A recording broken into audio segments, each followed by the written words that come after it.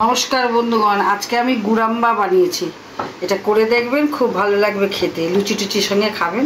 ঘি দিয়েছি, মেথি দিয়েছি, মেথি, শুকনো লঙ্কা একটা দিয়েছি, এই যে শুকনো লঙ্কা একটা দিয়েছি, আর তেজপাতা দিয়েছি, দিয়ে ফজলি আম ধুয়ে ধায়ে কেটে দিয়েছি।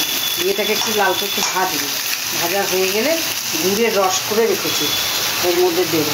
ভাজা হয়ে গেছে আমটা, দিয়ে এবার গুড়ের যেই রসটা করা হয়েছে এর মধ্যে দিয়ে দেবো। এটা দিয়ে এখন ফুটাবো।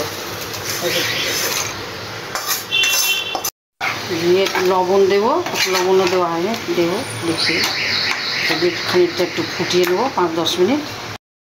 এটা হয়ে গেল কমপ্লিট, সেদ্ধ হয়ে গুড়াম্বা হয়ে গেল। এবার এর মধ্যে এই যে ভাজা মশলা আছে, যেটা জিরে 5 ফোড়নকে ভেজে গুঁড়ো করে রেখেছি, ওইটাই দিচ্ছি। যতটা লাগবে ততটাই দেবো। একটু লঙ্কার গুঁড়োও দিয়েছি এর মধ্যে, আর এমনি 5 ফোড়নের লঙ্কাও একটা দিয়েছি। একটু ঝাল হলে ভালো লাগে, হয়ে গেল। খুব সুন্দর হয়েছে। এটার সঙ্গে লুচি দিয়ে, পরোটা দিয়ে, রুটি দিয়ে, সব দিয়ে খেতে পারবেন। রেখে খেতে পারবেন, কোনো অসুবিধে নেই। মাঝখানেই থেকে যাবে, কোনো ব্যাপার নেই। কিছুই আমি কিন্তু অন্য জিনিস কিচ্ছু দিইনি এর মধ্যে। এইভাবে সাধারণভাবে করেছি, খুব ভালো হয়েছে দেখে। বন্ধুগণ, ভালো লাগলে লাইক করবেন, সাবস্ক্রাইব করবে, শেয়ার করে দেবেন।